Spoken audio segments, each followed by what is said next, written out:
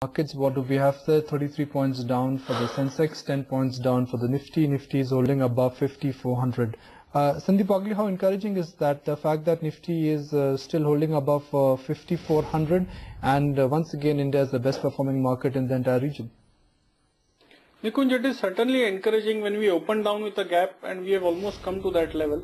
My target for the Nifty is a limited upside of 25-30 points, which is 53.50, 53.60, somewhere between that.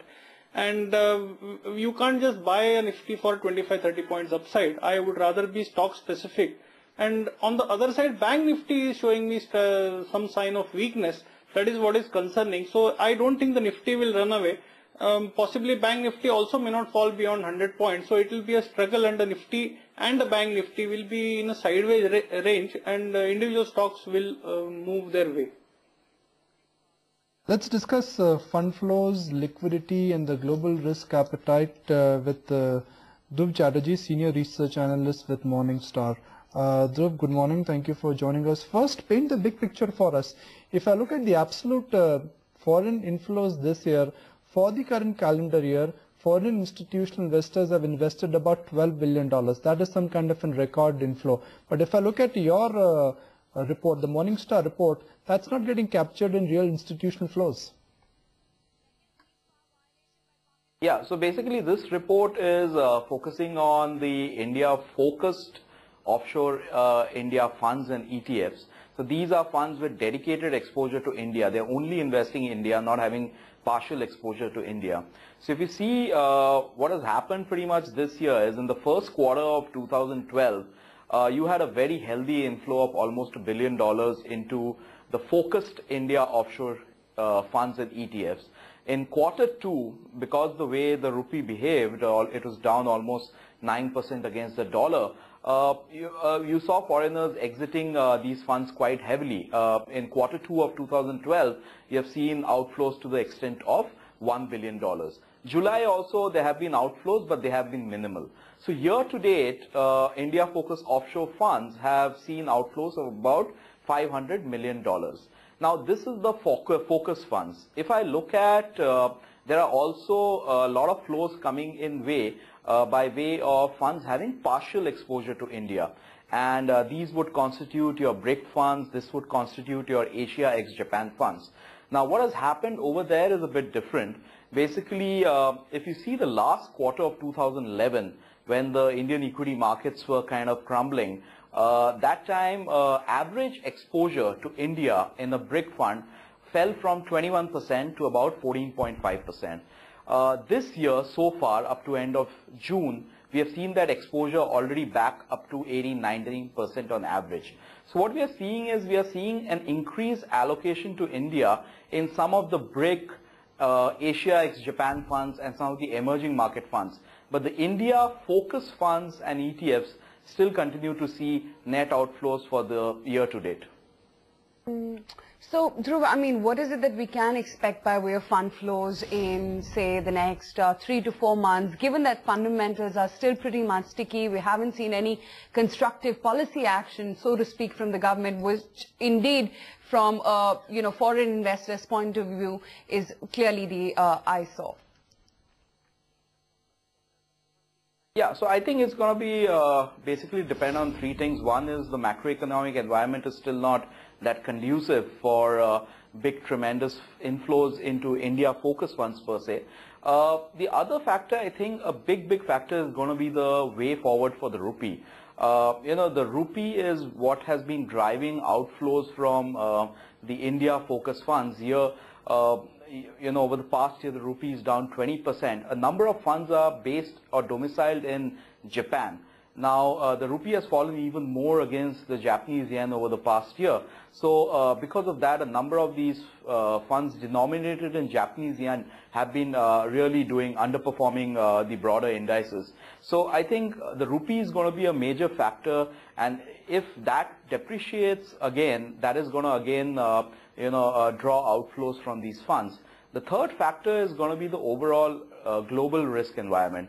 Now, year to date, basically, we have seen good money coming into emerging market funds, especially out of US. US-based emerging market funds have seen about $16.5 billion in inflow. However, the picture has not been the same for emerging market funds based out of Europe. They have just seen about $5 billion 5 billion euros in inflows year to date, and most of that has come in the first quarter. The remaining months have been pretty lackluster for these funds. So I think the overall risk environment is also going to be very important for a foreign investor to decide to allocate capital to India or other emerging markets. Dhruv, have you done some numbers on how India has done versus other BRIC countries? Yeah, so if you see in terms of performance per se, the allocation to India has been going up. Amongst the BRIC nations, Brazil actually allocation has been reduced in most of the BRIC funds year to date. China average allocation at the end of 2011 stood at about 30%. That is up to 32% as of end of June. So I think amongst the BRIC countries, most of the nations, including India, have seen an increase in allocation, but except for Brazil, which has seen a reduction in exposure. Coming to performance of BRIC funds, the MSCI BRIC index year to date up to end of July was down about 20% in dollar terms. So pretty much the BRIC funds have tracked that and given about minus 20 to minus 22% on average for year to date. Friend, what I'm trying to understand from you is that is India gaining versus other BRIC markets, or India is just part of global allocation and there's nothing like India love? Yeah, so see, what has been happening is overall India allocation has been going up, but BRIC funds as an asset class, if I may, have been seeing outflows.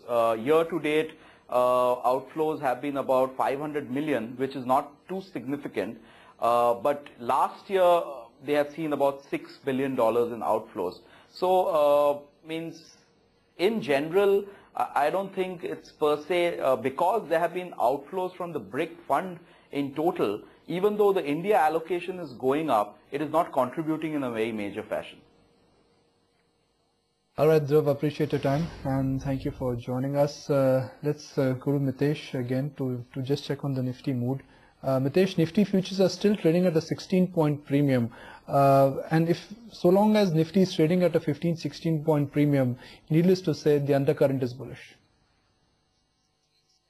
Yeah, should be okay. While the premium has kind of reduced from yesterday. In fact, when the first reaction which I had when I looked at the SGX Nifty trading down 35 points was that maybe because you have had a breakout yesterday, maybe the spot will not fall much, but you will see the premium kind of reduce. So that's happened, but I think a 15-16 point premium with a 5-6 day kind of expiry horizon is pretty healthy.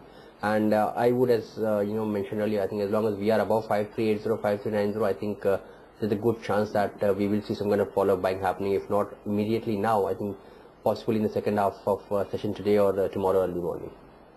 Okay, Mitesh, always good to have you on the show. Let's quickly tell you what the brokerages as well are saying this morning. In JP Morgan, they've maintained a neutral rating on Maruti with the price target of 1405 rupees. They say that while supplies have started sooner than expected, they reiterate that demand over the near term is going to be sedate given the weak consumer sentiment. Goldman Sachs, they've maintained a neutral rating on Infosys with the price target of 1,600 rupees. They believe that the dismissal of Jack Palmer case is a positive for the stock and will partly alleviate the overhang related to legal risks in US. However, they continue to watch progress on the remaining ongoing proceedings, which will still pose an overhang. What about the unusual movers then in trade? While the market is lying quiet, Gargi has spotted some of the unusual movers. Gargi. Well, Aisha, take a look at NMDC, a good move on that counter. Last evening, the company announced some price hikes in the range of 6%, 8% in fact, 8% to 18% for the lumps. The benchmark lumps where iron content is 65%, an 8% increase in prices coming in there, and 13% for the remaining 6,100 is where rupees per ton is where the benchmark price, the benchmark iron ore price is right now for Indian companies. Remember that JSW sources a lot of iron ore, most of their iron ore requirements from NMDC. That's seeing some pressure today. NMDC, however, good 3.2% move. Macquarie also maintaining their outperform rating. 272 is the target price that they have on the counter.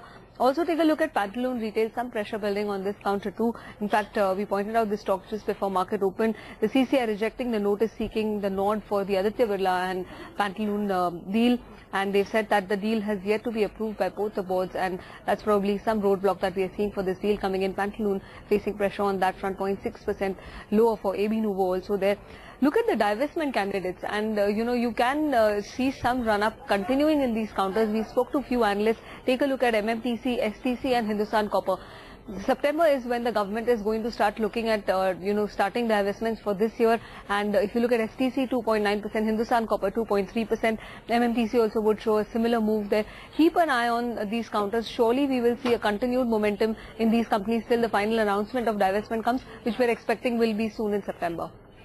Alright Gargi, thanks for that. Let's take a break. When we come back, we'll connect with Gulbir Madan, founder and managing director of Brahma. Gulbir, of course, manages an overseas Brahma India fund, which according to Bloomberg survey this year is one of the top performing global funds.